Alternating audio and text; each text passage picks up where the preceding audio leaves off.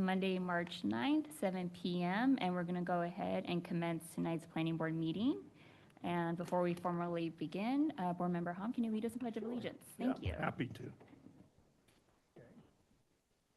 Pledge of Allegiance.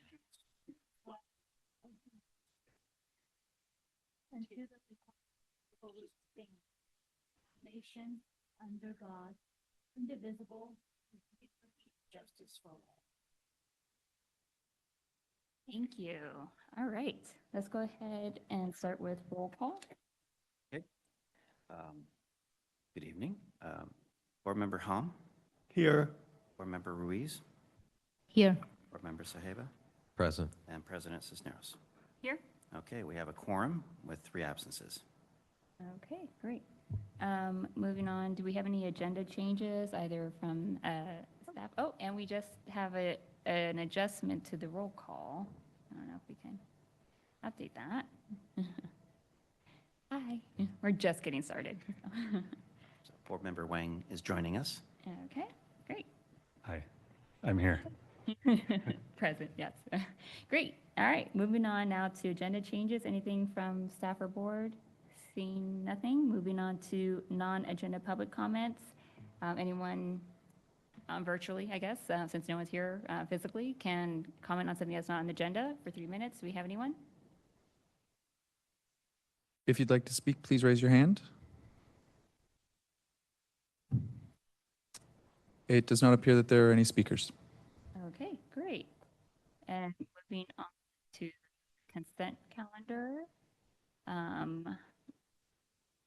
So we have the draft meeting minutes for February 23rd, and we also have various development agreements for B, C, D. Okay, so maybe we should do them one by one. If we have, I think Board Member Hom, you were absent for the last board. Well, we don't have a quorum then, right? For Oh, We do. we do now. 4. okay. All right, so do we have any comments or a motion for agenda item consent calendar 4A?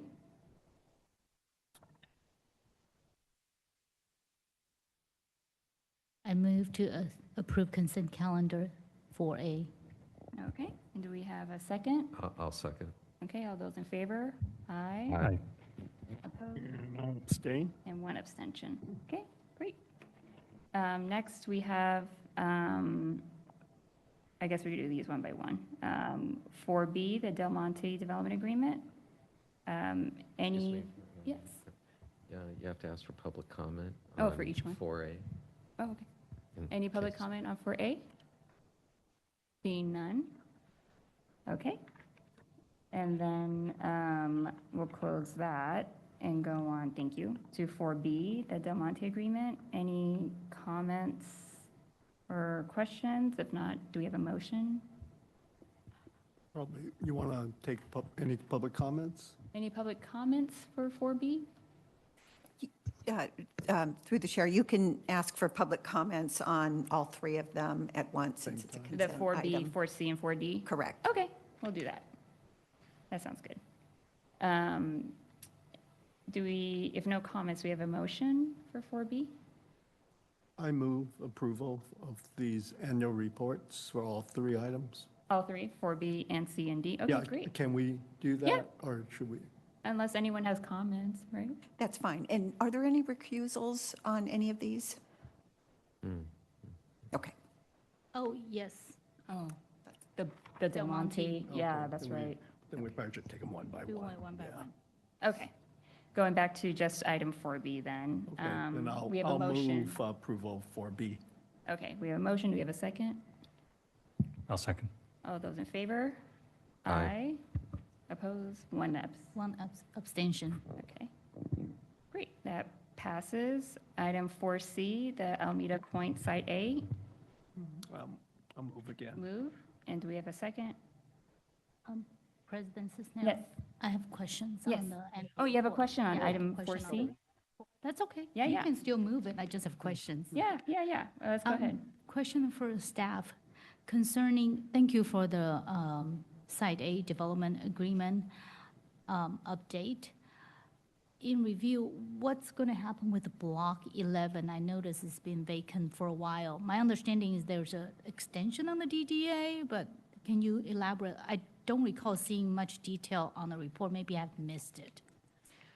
Yes, each of these projects is in force majeure, economic force majeure, meaning their requirements are told. And so there is sort of no progress pending obtaining more financing and better economic conditions. But was it part of the report? I don't recall seeing it. It basically applies to all of All the the rest of develop- Site A. Okay, thank you. Okay, yeah, thank you for the question. Any other questions or comments? Okay, so we have a motion. Do we have a second? I second. Okay, all those in favor? Aye. Aye. Aye. Opposed? Any abstentions? Seeing none, and we have 2 absences. Moving on to 4D, which is the Boat Works Development Agreement. I'll go ahead and move that one. You'll move that one? Okay, any questions or comments? If not, do we have a second? I second. Okay, all those in favor? Aye. Aye. Aye. Opposed? And 2 absences. Okay, and with that, I'll open it up for public comment. Anyone virtually that would like to make any comments? Through the chair, you had already asked for public comments on the consent calendar, so you don't need to Oh. ask for it again. Oh, okay. Great. Of course, if you'd like, you can always indicate more comment. Okay, great. So with that, we're going to go ahead and close agenda item 4, which is the consent calendar. Great. Moving on to the regular agenda item, which is to review the Alameda 2040 General Plan and Housing Element. And just quick clarification, I see there's other reports listed here, but we already approved those at the last planning board meeting. So this is just for the Housing Element and General Plan. So do we have a presentation? We do. Tristan Swear will be making the presentation tonight. Okay, thank you. Nice, okay. Good evening, esteemed chair, board members. Thank you very much for your time this evening. The item before you is, as previously noted, a returning item. Specifically, it's the review of the general plan and housing element annual progress reports. So this is an item that had come before the board at your previous meeting and is an update to the city's progress on its housing goals and general plan programs during the calendar year 2025. I think I'm going to offer just a kind of brief overview before we dive into some of the information here. So the housing element is on an 8-year cycle that the city is required to report on annually. It identifies a number of opportunity sites for which the city is obligated to zone sufficient density for its RHNA, that's our Regional Housing Needs Allocation, essentially the number of total housing units needed to be produced over that 8-year period to address the state's housing crisis. That being said, there is no penalty for failing to achieve that number. Because of sort of larger macroeconomic conditions, we have seen a downturn in the overall number of housing units developed in the past calendar year. Each year out of that 8-year cycle, we produce this annual progress report. And every year, the state finds more granular data to ask about. So we provide not just units, total number of housing units issued in that calendar year, but also planning entitlements applied for, building permits applied for, building permits finalized, and it creates a really clear picture of sort of the direction that the city is taking with its housing production and gives us a good idea of sort of what programs and policies are affecting the most change. So continuing here, just a little bit of an update on specific projects. So there are a number of sort of larger housing developments ongoing right now in the city. I'm just going to run through them very quickly, but if any board members are interested in hearing a little bit more about them, certainly we can dig in.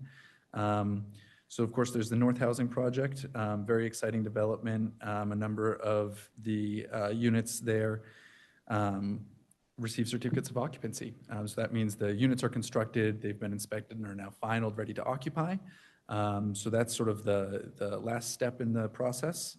So those are specifically units for 30% AMI and 40% AMI.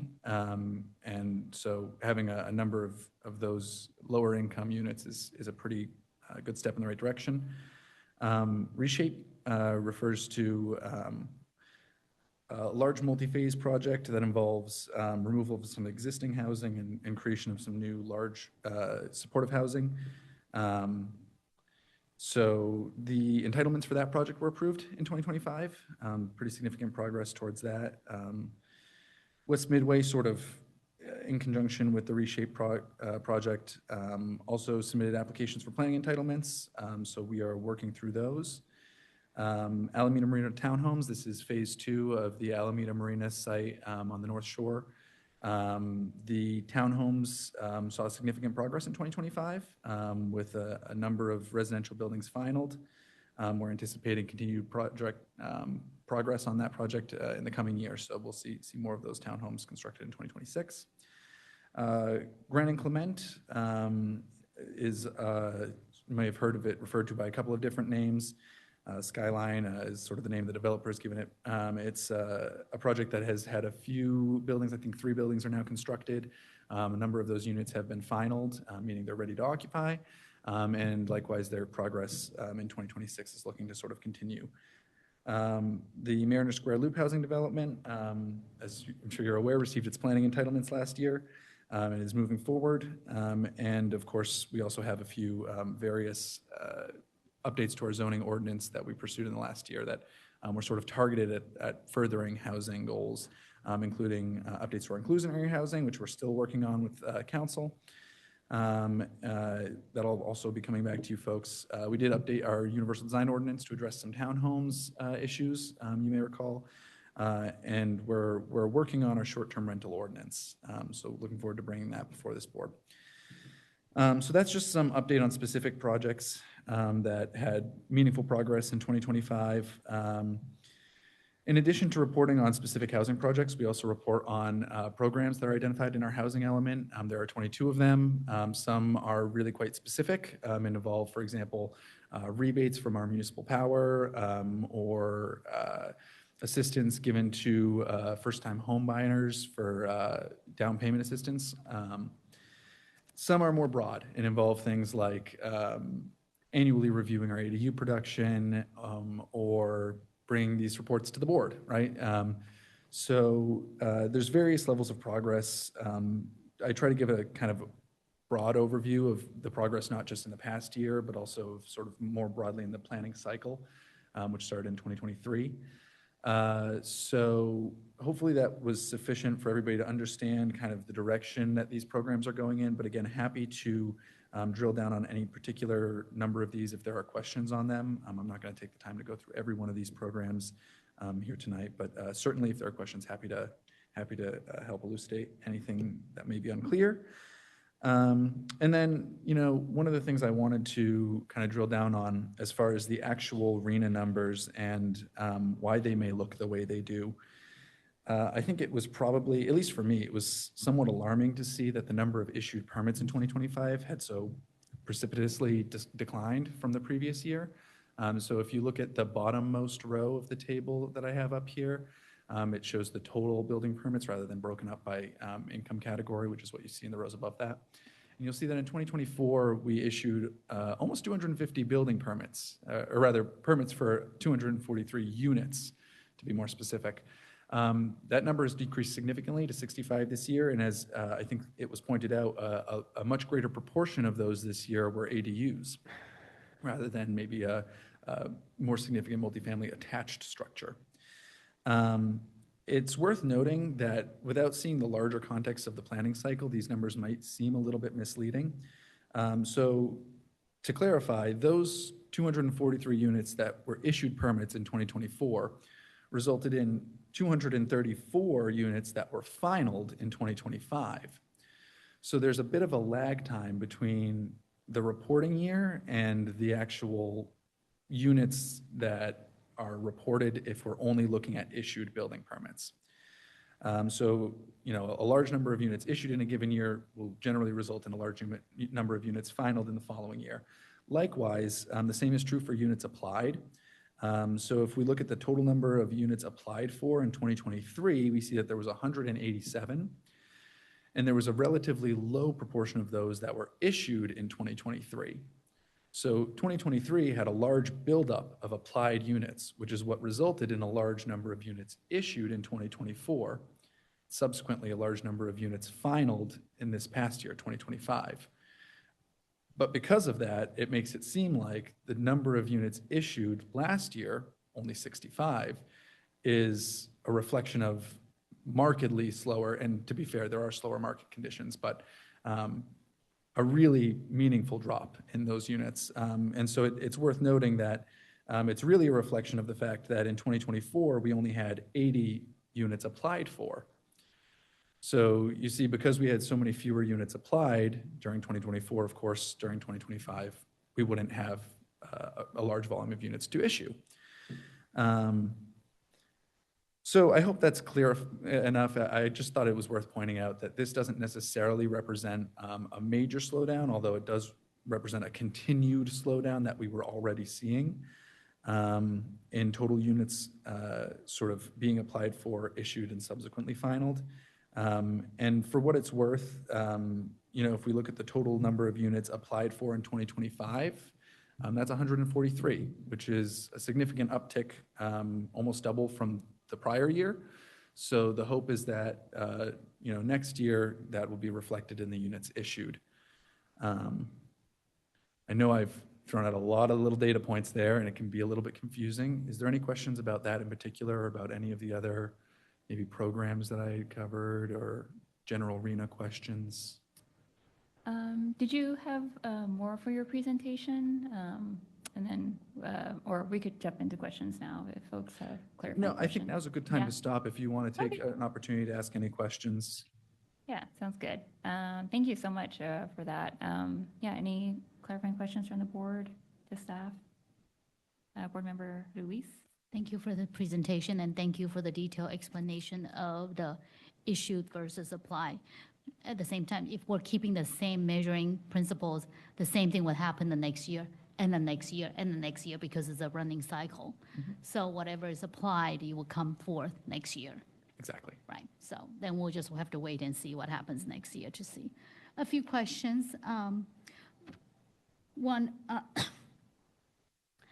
on page 4, on the Housing Authority, the first line item where it says project receives certificate of occupancy for 2 buildings totaling 109 units. Well, it says 82 units were 30% AMI and 25 units of 40, and 82 plus 25 is now 109. So, Not all of the units would have been deed restricted to those levels of affordability, but what we but do. these are, no, these are North Housing. I agree that they're all deed restricted, but these were the specific levels that were reported to us. So when we asked them, hey, what were the specific levels, the ones that they wanted to say, yes, we should take credit for these because they are especially low affordability restrictions, that's what we received from them. There were 2 managers' units. Okay, One in so each I building. think you would be good to clarify that, because this report is going to the council, right? So that just add that plus 2 managers' units. Got it. So there's no confusion in here. And the same nomenclature is also repeated in page 9 as well. So let's just clarify that, so people won't say, wait a second, it doesn't add up. Okay. Okay. Second thing, on the same page, West Midway project, the progress is the developer submitted new applications for planning entitlements, et cetera. I thought we approved this. It's related to the tentative map and construction, so it's likely that there are multiple entitlements related to the project. So we may Okay. have entitled, So there's more entitlements coming. Okay, thank you. And then moving down, Mariner Square, did they give us a timeline on when they're gonna submit for building permit? not that I've seen. Oh, that you've seen. Okay. I've spoken with the developer a few times, and they're unable to find a financing partner. Okay. That's what I was afraid of. Then there are a few projects that I have written down and, I was wondering if it applies to this last cycle or not. One is at South Shore. I know that the planners have met with the developers a few times. Was that this year? Was there movement last year? How do we measure that? So the measurements, as far as we're concerned with the tables, are only for formal projects applied for. So unless we get a formal application from them, it won't go into this report. Okay, so South Shore is out. And then how about Foundry? I know that we approved that a few years ago, and the developer was trying to pull building permit. That's correct. We're currently working through a number of outstanding issues on that, but they do have a pending building permit application for the actual apartment building. They also recently worked through some of the public works permit issues that they had. So I believe their horizontal improvements associated with that should be either getting issued or close to it.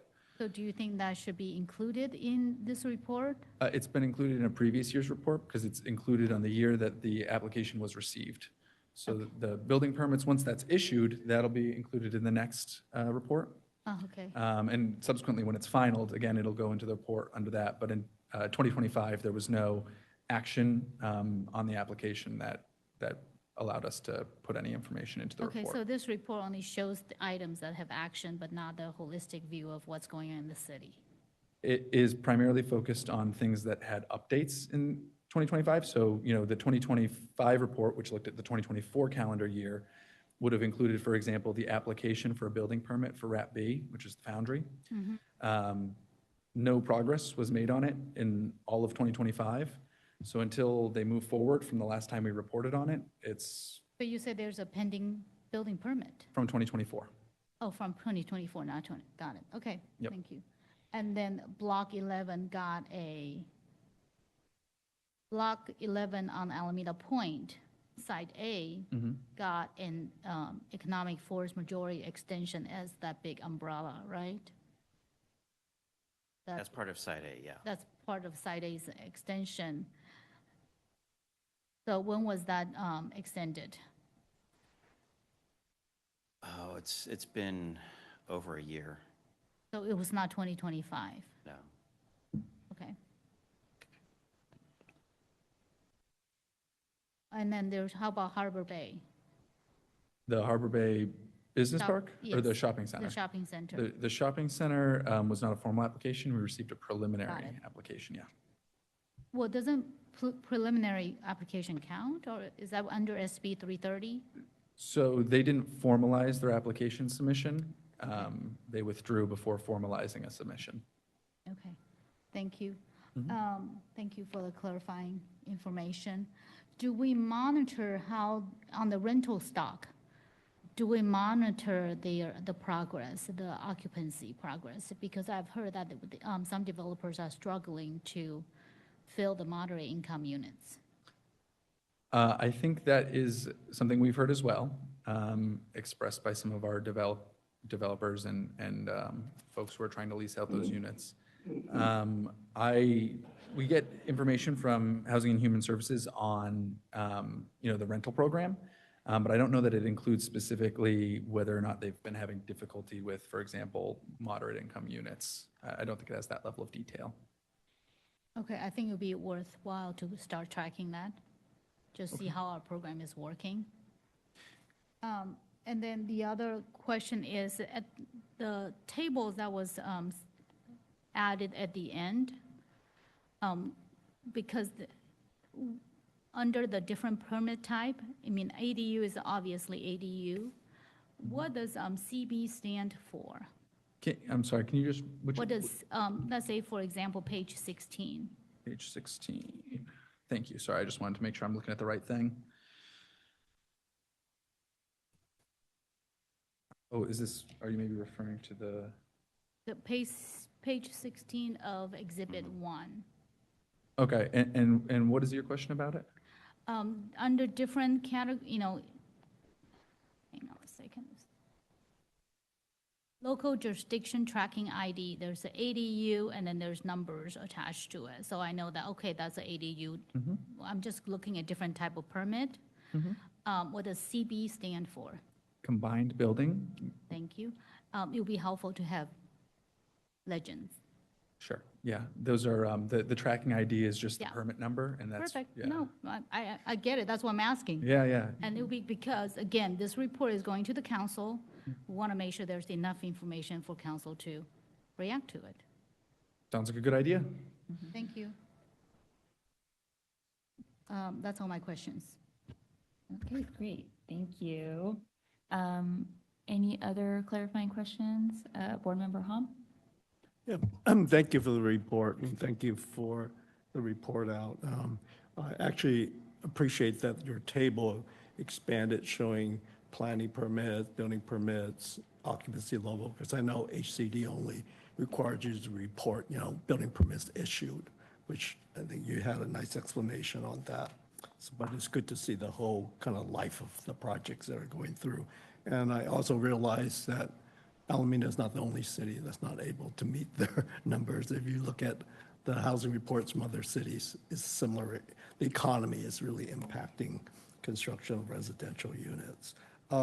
Having said that, I would start with my last question first, as it relates.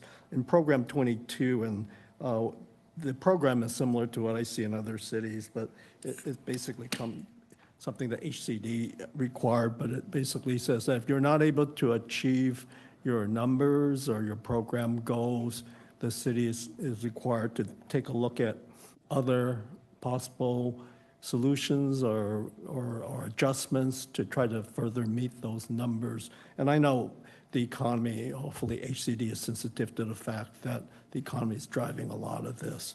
But have staff taken a look at maybe perhaps what are some program adjustments that could be made to try to facilitate the production of housing units, including the affordable units? Yeah, thank you, and I appreciate your question. And to your earlier point, we are far from alone as far as our RENA goals. Yes, so Program 22 does require that we compare the quantitative housing production goals, which is for each given program, we've sort of assigned a quantitative either number of units we expect to result from this program or number of households we expect to help or whatever it is, right? And so the idea is that if we're not meeting those quantified goals, that we reconsider whatever policies are affecting those and try to make it so that it's easier to build housing. Generally speaking, staff is very interested in looking at changes to the ordinance to be able to facilitate that or to staff level sort of decision making.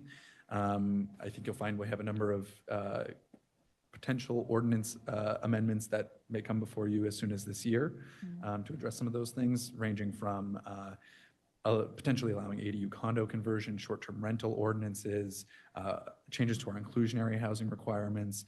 All of these things are intended to facilitate the production of housing and specifically lower income housing.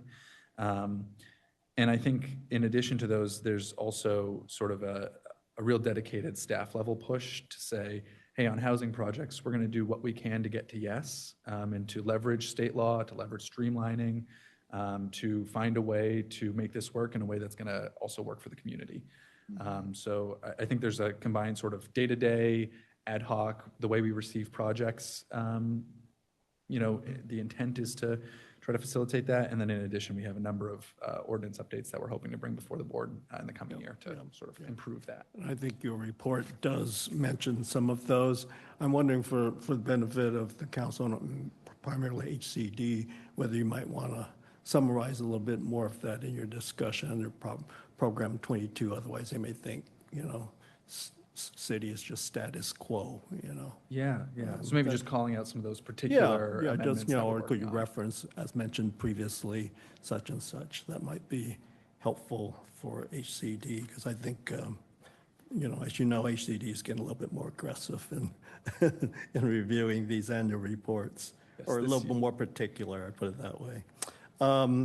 Let's see, I have a question regarding Program 17, which has to do with providing funds for residential rehab, which I think is a wonderful solution for promoting affordable housing and long-term affordability. I was wondering, how large is this program? Like, how much funding has been allocated to assist for residential rehab? If I'm not mistaken, that is from Housing and Human Services. I would need to get some more information from them to answer that properly.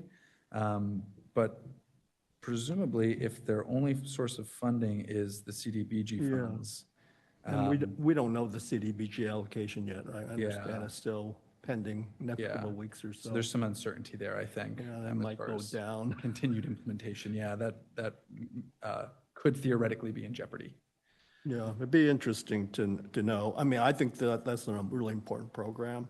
So agree. I'm just curious how much funds we have available, and CDBG or other funds to help support housing rehab. I'll also add that the city did apply for a soft story structural assessment grant. That was a federal grant. Or I think it plans to apply for that grant. And there's some litigation over that because it had some of the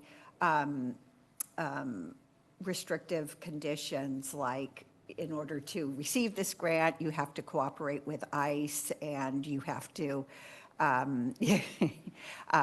eliminate all DEI programs and that type of thing. And so the city is actually in litigation over that issue. Yeah.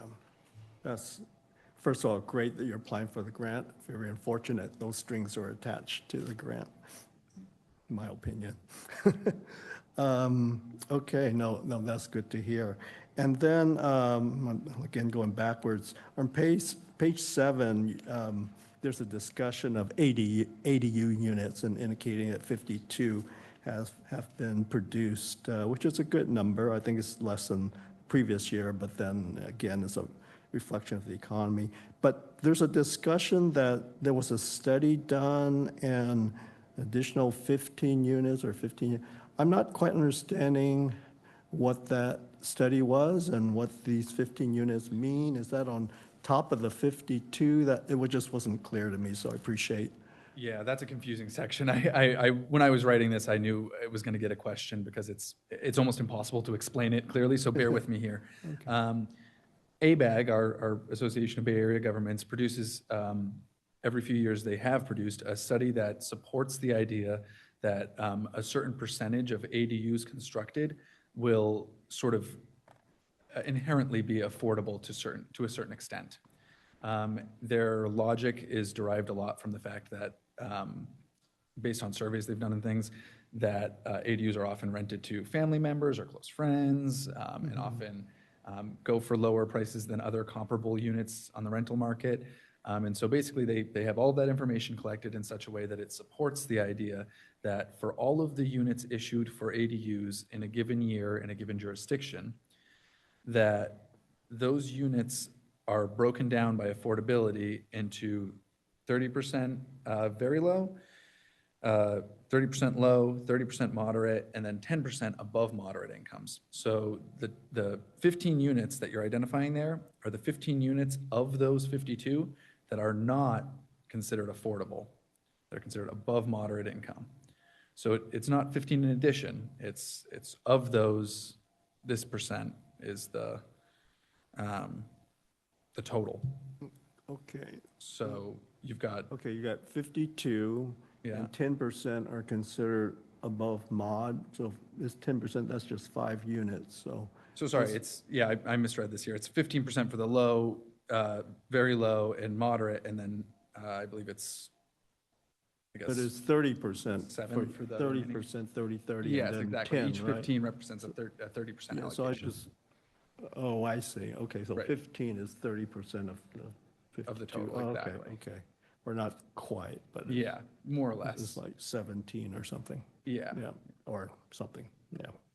Okay, all right, yeah, I wasn't clear to me what the explanation was in that paragraph. You might, Yeah, those are not additional units. Those are a breakdown of the yeah, 52, yeah. you might want to clarify that paragraph, just in case there's some confusion by others other than myself.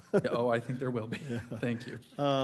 And then my final question is, I know the inclusionary housing ordinance have gone through our commission, and I read that it went through the city council. I just kind of asking, what's the status of that ordinance currently? As I understand it, the status of that ordinance is that it's still working its way through council. I don't believe we've had a first reading to, move forward on that. So I think we're still sort of in the study session / work out the details of that, the inclusionary. The inclusionary, right. So the inclusionary is actually coming back to the board as well. Okay. Yeah, before it goes to council. Oh, okay. Yeah, I was just wondering where it stood. Yeah, I Okay. think we're aiming for April. April, okay, all right. Thank you. Those are all my questions. Thank you. Thank you, Board Member. Thank you. Any other questions? Board Member Wang? Speaking of timing of ordinances, could you, just because it's been a while, could you speak about anticipated timing for the short-term rental ordinance? Yeah, I think, as I understand it, that will be coming before this board this year for a study session. Presumably, if that study session results in direction from the board to continue our work on that, we would revise based on your direction and bring it back with for a recommendation from you folks. As I understand it, there's been quite a bit of community interest in this issue.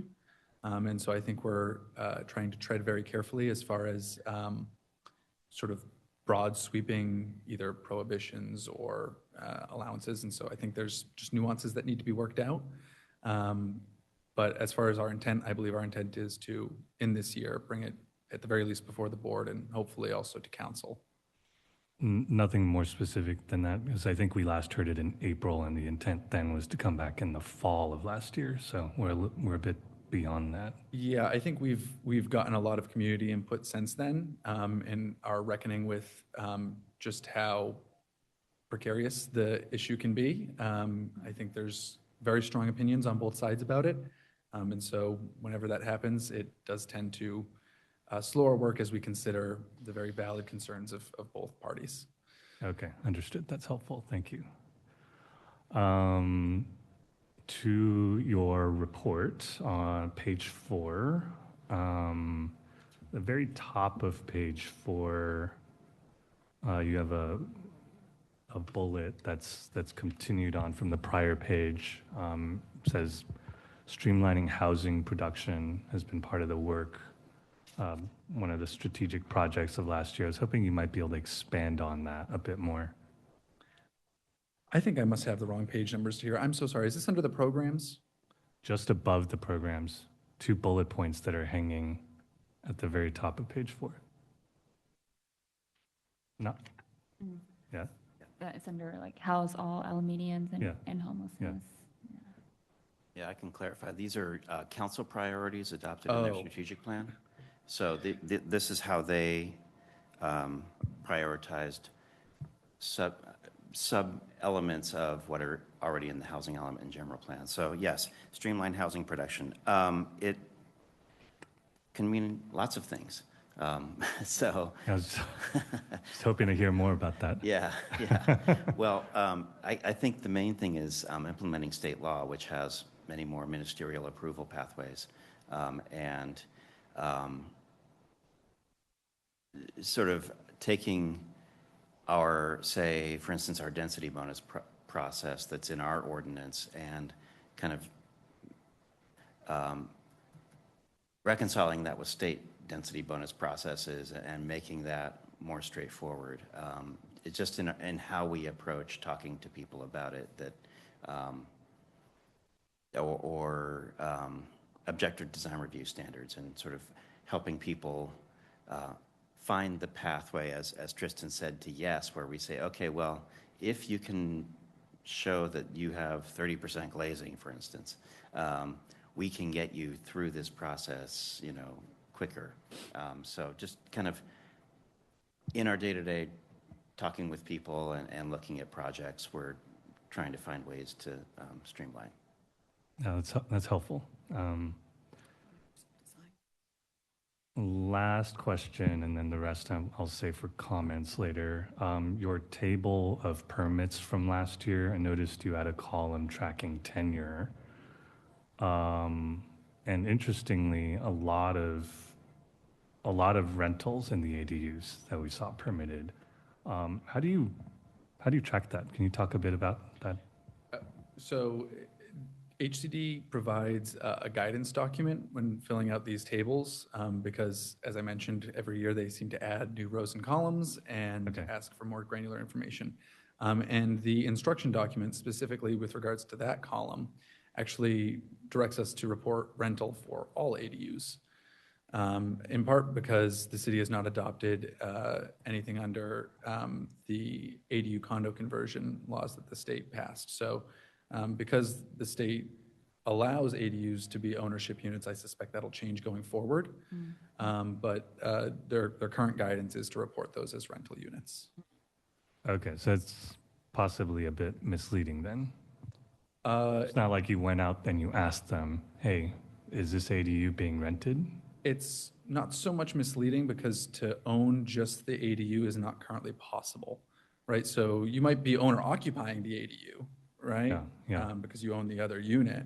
But if that housing unit is not being used by the owner of the primary dwelling unit, it's being rented or it's Well, vacant. Well, I think this data jumped out at me because of our discussion around the short-term rental ordinance, not to digress too much, but there was a lot of discussion around how are these ADUs being used or how do they want to be used by their owners, right? And a lot of the feedback that we got was, well, I might want to rent it, but I might not. And so this data point jumped out at me because it says, hey, they're all being rented. So when I say maybe it's a little bit misleading, I'm saying, well, actually, we don't know if they're all being rented, right? Definitively. It's not so much saying that they will be rented so much as what type of unit are they being offered as? Yeah. Because they can't really be offered as separate ownership units. They default to rental units. But I get your point that Yeah. is misleading. Yeah, but it's helpful to understand what that R means, I guess. Okay, thank you. Thank you.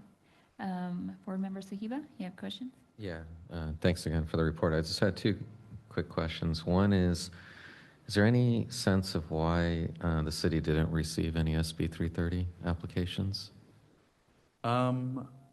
That's a great question. I think there's probably a lot of things that go into that. SB 330 has a pretty broad range of eligibility requirements, so I'm sure there's a pretty limited range of parcels in the city that are even eligible for that. And of those that are eligible for it, they are primarily sites that you would only really develop as a large housing developer. And a large housing developer in the current macroeconomic conditions is unlikely to have a pro forma that works out for that kind of development, and so would probably not initiate the process with us at this time. That's just my sort of personal reasoning. I'm sure there's a multitude of reasons that kind of go into that. Sure. Okay, and then I know it's just been 2 months into 2026, but any insight you can give us on what's happened in the last just couple months? We are continuing to work with our larger housing developers to kind of gauge what their expectations are for 2026. So I think I mentioned for a couple of the projects, we got pretty favorable responses saying, yeah, we're going to continue at this clip. Alameda Marina Townhomes is a good example of that. And I think there are other projects for which, many of which have kind of already sort of slowed down a little bit, where we can kind of continue to expect that inertia will keep it slow. I'm not expecting a big housing boom next year, I guess is what I'll say. Hopefully better than this year. Okay, thank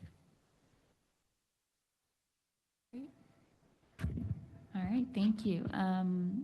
I guess sort of building off of that question, I was wondering, because the staff report mentioned something to the effect of I guess the city expects the same trends or pace of development to continue for the current period based off of last year's 8-year cycle. I guess I went ahead and answered my own question. I looked at HCD's website, and it looks like it's about, I don't know, 2,500 housing units were permitted in the last cycle. Is it safe to say the number in the report says 22%? Would it be like 22% of 2,500? Like maybe is a, I would expect Tracking. that if we continued at our current pace, that we would come in probably just under that 2,500 for this cycle. Mind you, that's still far off the 5,300 that we have, allocated to us in this 8-year cycle. yeah, But we would need to increase the pace of production in order just to meet the amount that we had met in the previous cycle. Not by much, but we would need to increase our rate of production to meet that. okay, yeah. Okay, that sounds aligned with what it says in the report. And sort of tied to what Board Member Hom was asking, are we technically in the mid-cycle? Is this year 4 of the? The way our housing element talks about it is a little bit inconsistent, actually. My hope is that we'll treat this sort of like year 4 as in the mid-year that we will be collecting the reporting on to assess the next year, right? So if, 2023 is your first year, it stands to reason that 2026, right? But you don't want to take the information from 2026 because that's actually looking at 2025.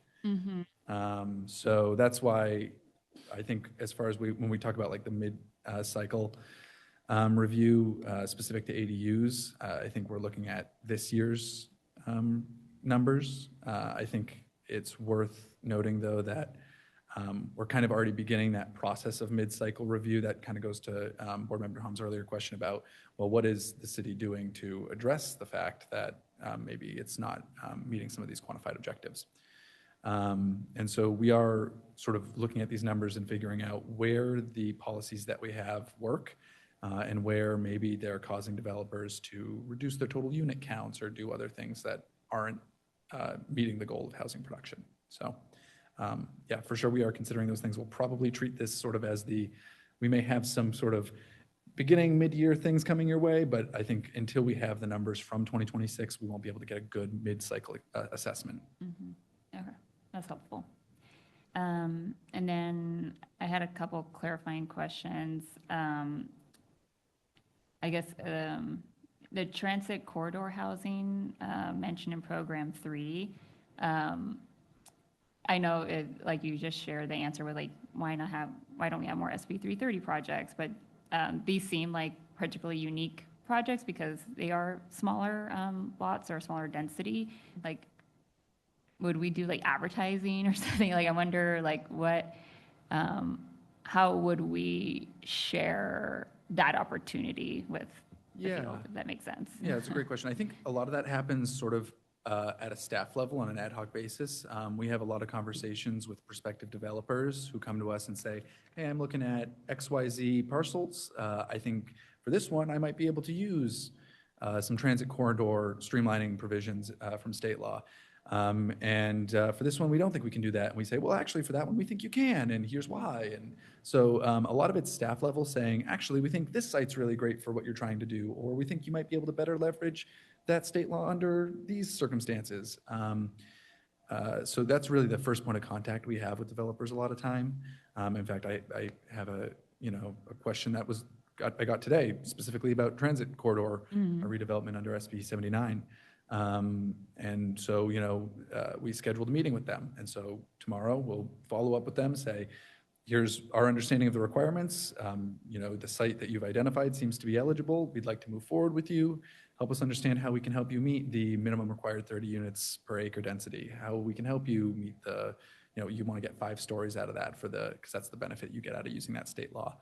So it's really kind of a staff level conversation a lot of the time where we say to folks, we have some really great ideas for how you could leverage that. Let's work together and find a way that, this site works for you or this model is going to have a good home at, whatever location. Yeah, okay, got it. That's helpful because it seems like there hasn't really been any activation there. So I was wondering about that. Great. And then there was like this theme in the report saying how you all were awaiting additional input from Housing and Human Services and I think another department. I'm just curious, like, what's the barrier with? So we did get reporting on those. So I believe we uploaded an updated exhibit. If not, I can go over a couple of the quick changes. So, for example, we got some information on our fair housing programs, tenant protections. That was a big one that we got from Housing and Human Services. So, for example, the city assisted 132 tenants through the Fair Housing Counseling Program, gives a total number of inquiries, investigations, audits, and so on. And so I think the reason that took a little bit more time, one of our staff members in Housing and Human Services was out for a week when we were asking about the reporting, which I think probably contributed to the delay.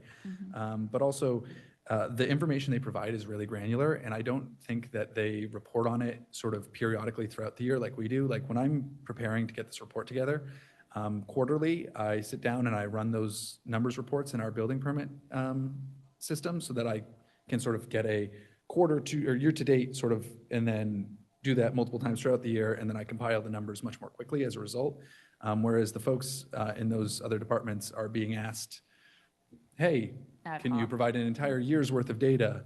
And so I think it just takes longer for them to come through.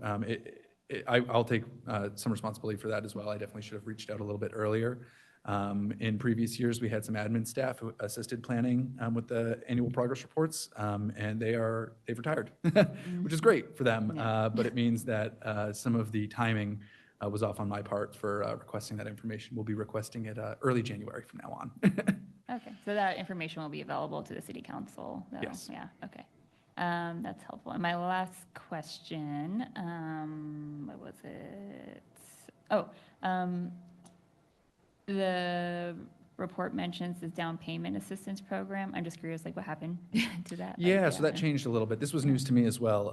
Evidently, we are no longer assisting all first-time homebuyers with down payment assistance, but rather only those who qualify for affordable homes. So basically refocusing to A subsidized affordable homeownership program. Exactly. And so it's not so much that there's no more program, it's just that the program is now more narrowly targeted to help the folks who are most vulnerable. So that's sort of the change there. Yeah, and when it comes to updating our housing element in the mid-review, it makes sense to, have that reflected. Okay, those are all my questions. Sorry, there's a lot of questions. And with that, I think that's it, and we can go ahead and open it up for public comment. Oh, yes, Board Member Hahn. Question, if I may. And you raised a question that kind of prompted a question in my mind regarding Program 3, the Commercial Transit Corridor. I was just wondering, I don't believe Alameda falls under it, but the new state bill, the Wiener bill, I think is SB 95, that has raised the height limits around transit priority areas. Does any of Alameda areas fall under that legislation? I can't remember. Yeah, so this was, and I think it's SB 79, although I could be 79, mistaken. yeah, right. And as I understand it, yes, there are some transit stops on Webster, specifically because they have the dedicated bus lane that do qualify for that.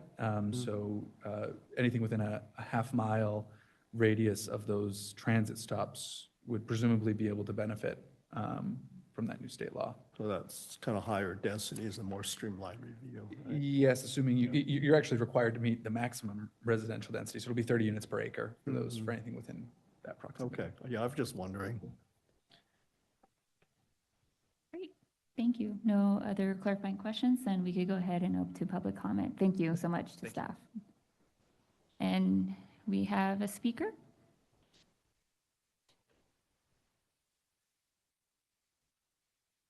Yeah, that would be great.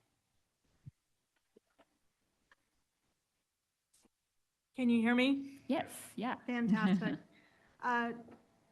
Chairwoman Cisneros and Planning Board members, good evening.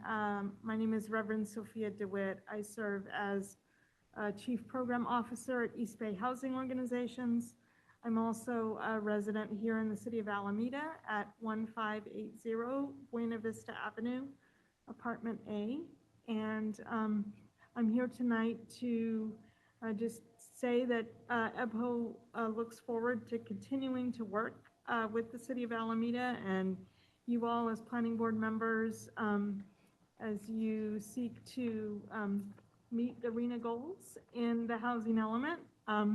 We can see on the table that's on the screen that the city's made some good efforts, obviously, and the numbers that have been permitted so far are not reaching the levels in the RENA, are actually far below that. And that's not, unique to the city of Alameda, but it is a reminder to all of us that we need to continue to do everything that we can and just redouble our efforts to meet the housing needs of everyone in our community, particularly the lowest income folks. I do note that the very low income slice has the most permits so far, which is good, it's encouraging, but more work to be done, and we look forward to continuing to work with the planning board, the city council, and staff on meeting these needed goals. Thanks so much. Excellent. Thank you so much for your comment. Any other public comments? We do have a public comment here. I'm going to unmute you now. Sean Murphy, if you'd like to speak. Good evening, planning board members. John Murphy, Pacific Development, and also Alameda Marina. I'm here tonight to emphasize the importance of building new housing in Alameda. Alameda Master Plan, which was approved in 2019, consists of 801 housing units, which include both for sale townhomes and rental apartments. The last phase of this master plan was spoken about briefly during the annual report, which is the 260 unit apartment project called Foundry. It's truly the only shovel-ready project on the island today. We've been working really diligently with the entire team, city staff, and 2025 was very busy. While this project doesn't show up on the annual report, but 2025 was spent working with all of the agencies, including BCDC, all the departments of the city, planning, building, public works, and also the county, Department of Environmental Health. The Foundry project is truly shovel ready. We want to start construction this summer. Construction costs are exceedingly high. The continued tariffs and all other issues, including oil prices, make it very volatile.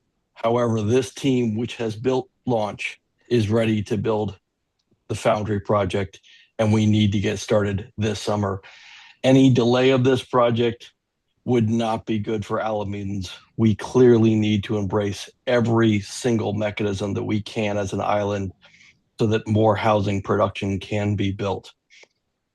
This project will generate almost $10 million in total impact fees. So it is significant in every way. And we look forward to continuing to partner with the city so that not only this, but other projects, other housing projects can come forward in the coming years. Thank you very much. Thank you. Thank you so much for your comment. Do we have any other public speakers? If there are any other public speakers, please raise your hand. No further public comment. Okay, great. Thank you. And with that, I'll bring it back to the board for deliberation and comments.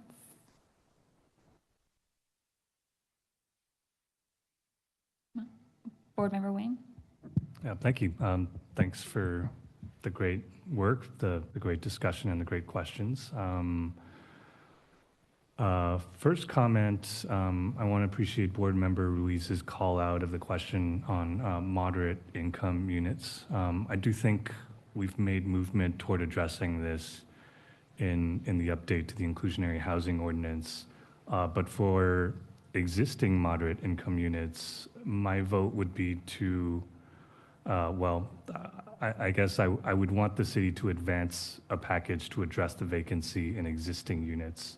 I think the time, I think Board Member Ruiz, I think you called out a question around tracking vacancy. I think we've heard a lot of evidence and testimony to the fact that those units just don't move. So rather than tracking, I think it's time to move toward a solution to addressing the vacancy in the existing moderate income units. I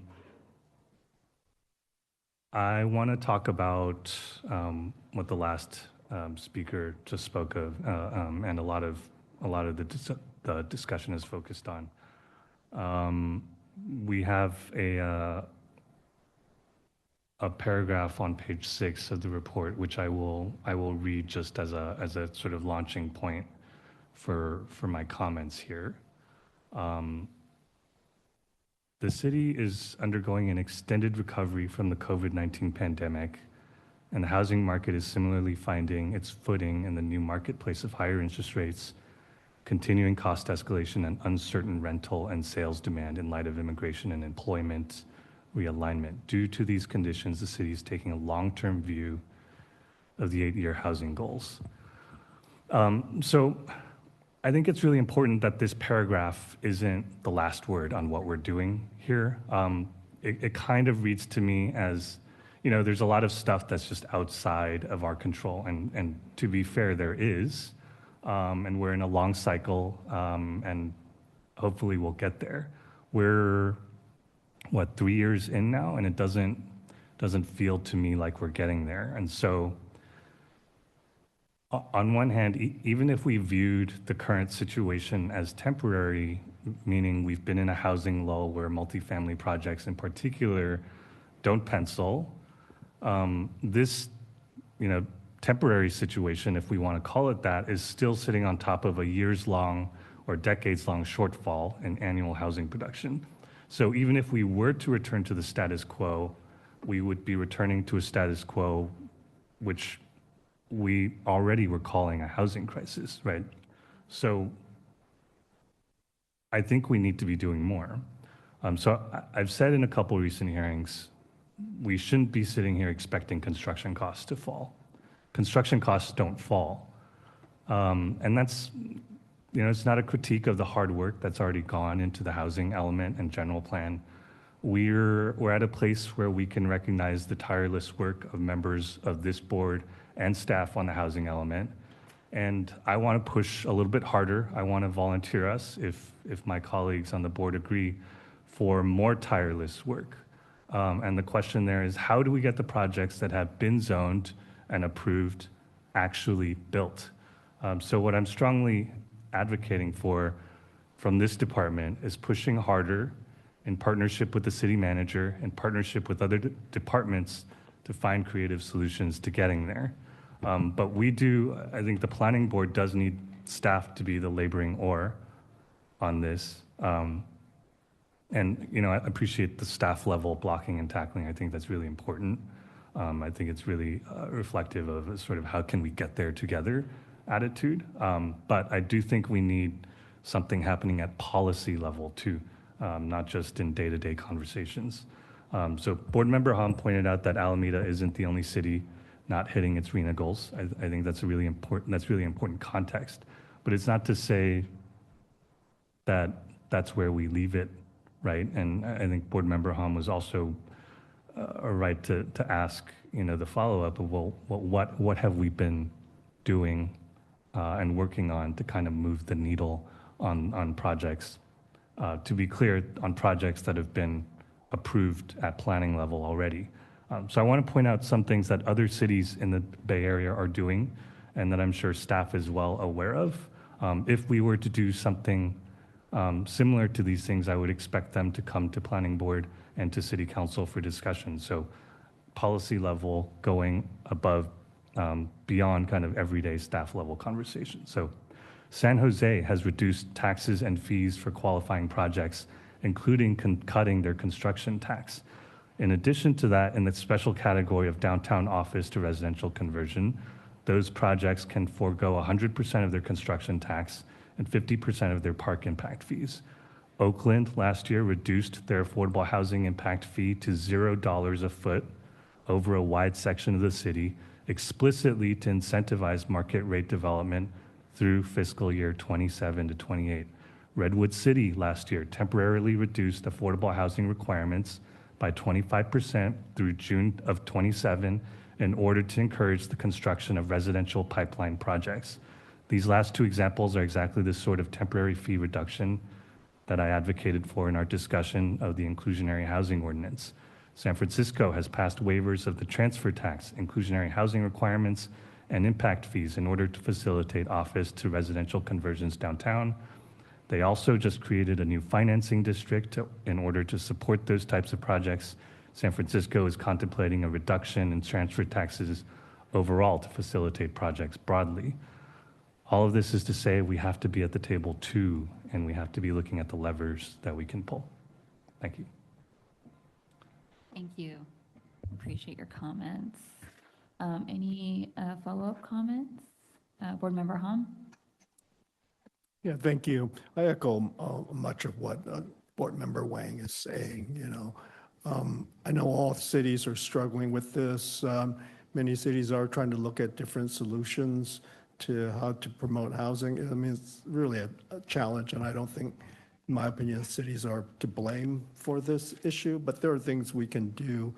I know financing is such a key element, and there are some of the examples that were brought up are good examples. I know in talking with developers with high impact fees, which are necessary to fund infrastructure, discussions of how those fees can possibly be phased, so they're not required to be paid up front, some phasing or temporary reductions of what some cities have done also in the interim period. Sometimes those help, but I also know that there are studies showing that even with zero impact fees, development is not proceeding forward, you know, so it's not just impact fees. But every little bit helps, so pursuing those temporary remedies might be a solution. The other item is there's limited, but there is financing available for housing, and the more perhaps city working with developers can collaborate to apply for some of the state funds, tax credit financing, you know, proactively pursue those projects. I know they're very competitive, but, you know, are there strategies where the city can get ahead of the curve a little bit and work with developers to apply for the housing? There's special financing districts that are being talked about. I don't know whether they're feasible here, but there's a lot of discussion of possible solutions. This all comes down to financing, in my opinion. You know, to me, doing the ordinance amendments will help. You know, streamlining development is all critical, but bottom line is financing to the degree the city can adopt some temporary measures or pursue some partnerships with for-profit, nonprofits. You know, I think that could be helpful. But otherwise, I think the report is good. You know, I think it, in my opinion, it meets what HCD is looking for. Just a little picky thing. Take a look at the page numbers. I think after page 9, I think the page numbers either get cut off or something, but that's just, I know you may have already caught that. But otherwise, thank you for this report. Thank you, Board Member Hom. Any other comments or, yes, Board Member Luis? Thank you, Board Member Hom and Board Member Wang, for the thoughtful comments, and I just kind of want to express my summary. You know, I would recommend that we do a nexus study on our impact fees and compare to our neighboring jurisdictions. If I'm seeing it right, I think we average about $45,000 a unit, and Oakland's probably in the 30s. I don't know what San Leandro is. Unfortunately, in the capital market, for those who need to finance the project, Alameda gets lumped with Oakland. That's just the way things are. We can say all the special things we want, but Oakland right now is not seeing much development activity for its safety and other reasons. So we need to be able to evaluate that and see what that means. So I'll recommend that, that we do a study internally, see what we can do. I do recommend, I believe the action at the table is to recommend this going to the council.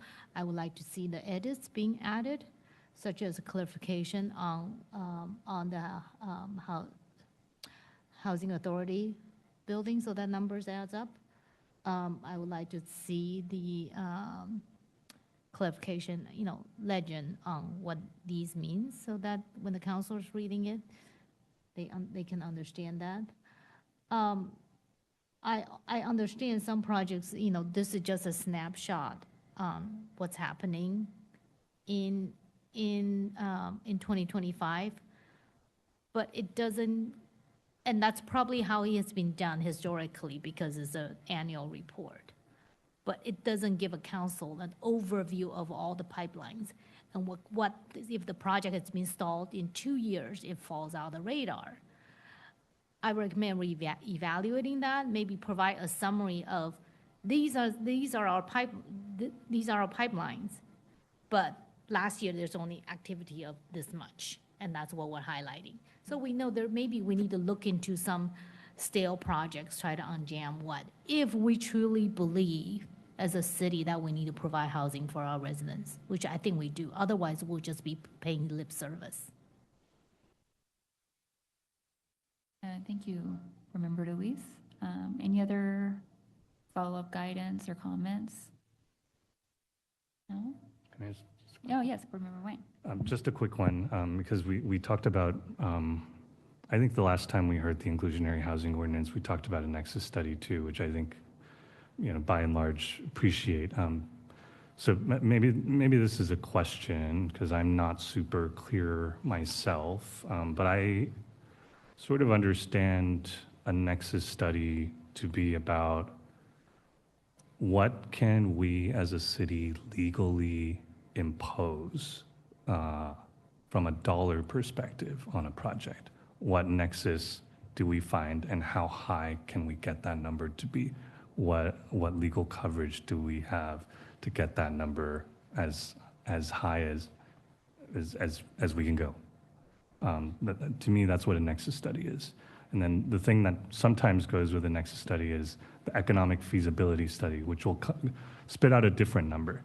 Here's our nexus, we can charge this number, but here's a number at which projects are feasible, and that number may or may not be the same as the nexus study number. I think it's important that when we say we'd like to see a nexus study, that we're also clear that we want an economic feasibility study, because that's the thing that's very much on our mind right now.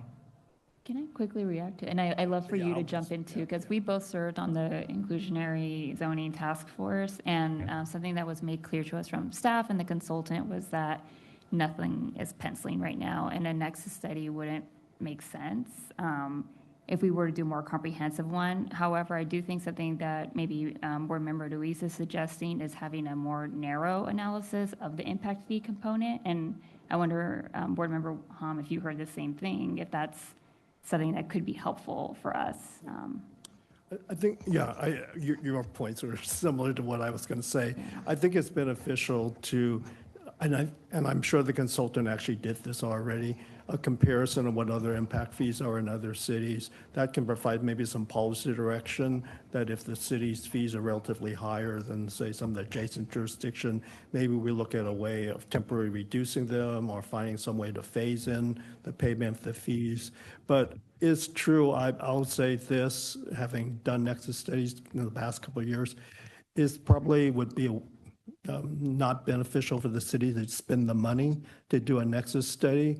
Based on the results of the nexus studies in adjacent cities like Berkeley, San Leandro, I think Fremont, and I did one for San Mateo City, were so underwater as far as financial feasibility. The conclusion would basically be the same conclusion that Berkeley and other cities found. So we've been $30,000 to $50,000 for the same conclusion. So I'm not sure a nexus study at this point will be beneficial. I think it'll be beneficial when the economy improves, that you do a nexus study Because Nexus study is also only good for like 3 to 5 years because you have to reflect the current economic conditions. So they have a shelf life of more than 5 years. So I think a Nexus study is important to do. I think at this point, there's enough cities that have done Nexus studies and shown that we're so underwater that I don't think it would come with any different conclusions that's unique to Alameda versus other cities. But I do agree comparing the impact fees, what other cities are doing is definitely something worth doing, and then using that for policy discussion. Yeah, because I do remember that being a big sticking point from our discussion, so. As were there many sticking points, but yeah. Did staff want to react to that any further, or did we capture it? Yeah, I would just say, I think we agree with that conclusion that the Nexus study would get us a number, but it isn't a realistic number for what we could realistically expect housing developers to be able to afford, or that would be productive. It can be counterproductive. So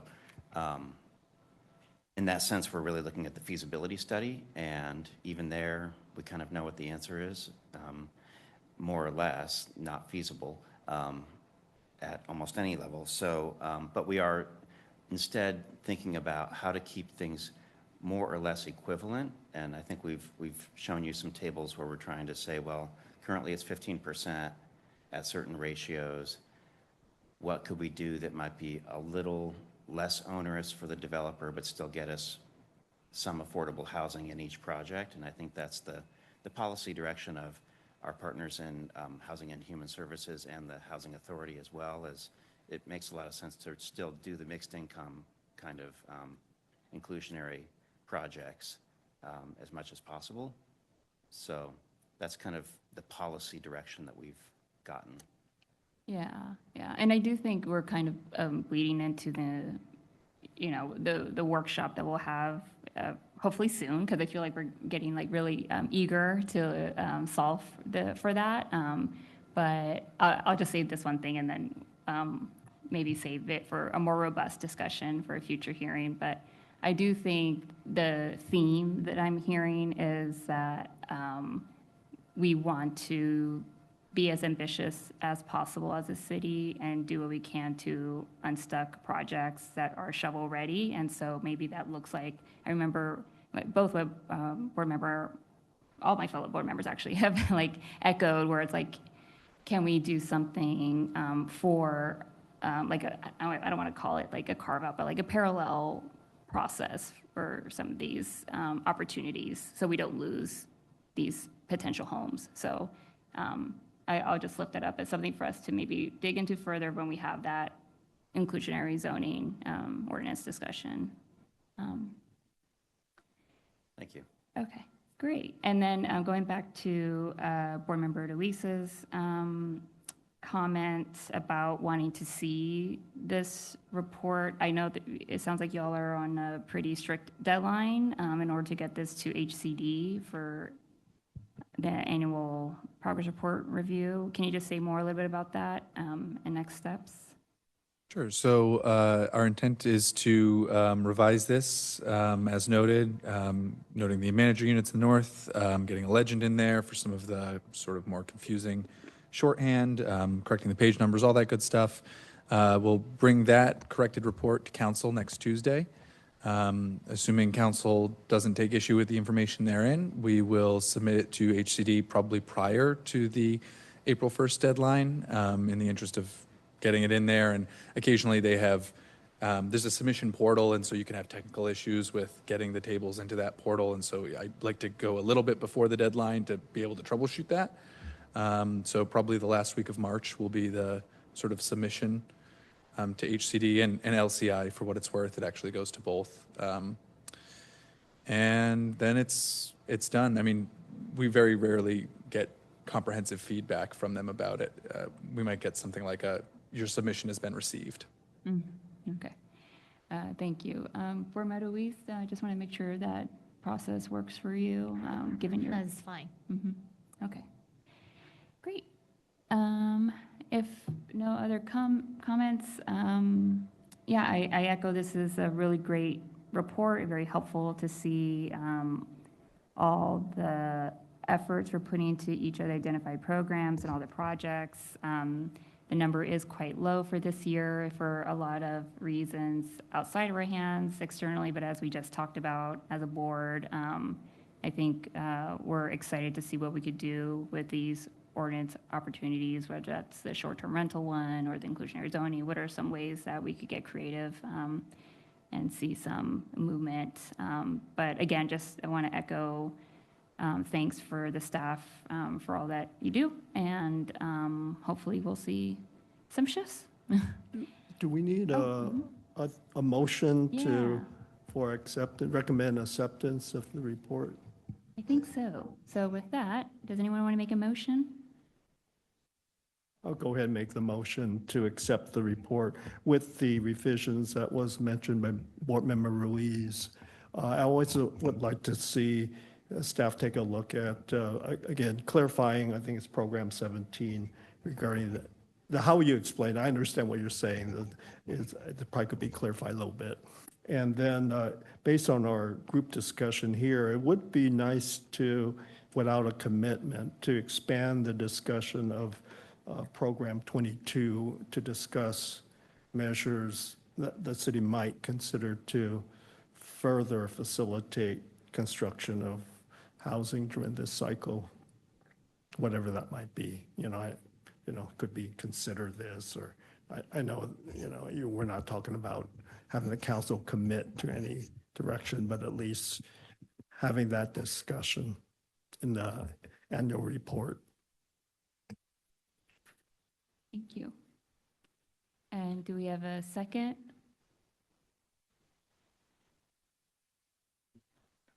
I'll second. Okay. Okay, all those in favor, say aye. Aye. Opposed?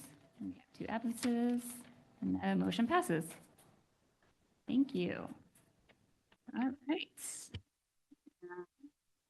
With that, we'll go ahead and close agenda item 5A. Again, thank you to members of the public for participating. Have a good night. Staff communications? Yes, under 6A, you have a report of recent decisions made by staff on your behalf for 3 projects, design review. They're currently in the appeal period, and you could call them for review if you have concerns. 6B, future public meetings. We will have a meeting in 2 weeks on the 23rd. We have 3 agenda items for you, so it'll be a meeting. We'll have a discussion of the Radium Theater, the Hornet Museum, and the Encinal Terminal's temporary use permit. Great, yes. Board Member President Ruiz? Cisnero, I will be out of town that Monday. Thank you for the, nope. I will not be in town either. Oh, my goodness. Okay. We may not have a quorum. We'll do a survey. Okay, sounds good. Thank you for the heads up. And the you two will be in town. Okay. We'll follow up. Okay, thank you. Defer to you guys. Great. Moving on to agenda item, any public comment? Seeing none. Okay. Board communications? Okay. Moving on, any public comment? Okay. Non-agenda public comments. Anyone could speak for 3 minutes for something that wasn't on the agenda tonight? Seeing none. All right, we are adjourned. It's 8:24. Thank you.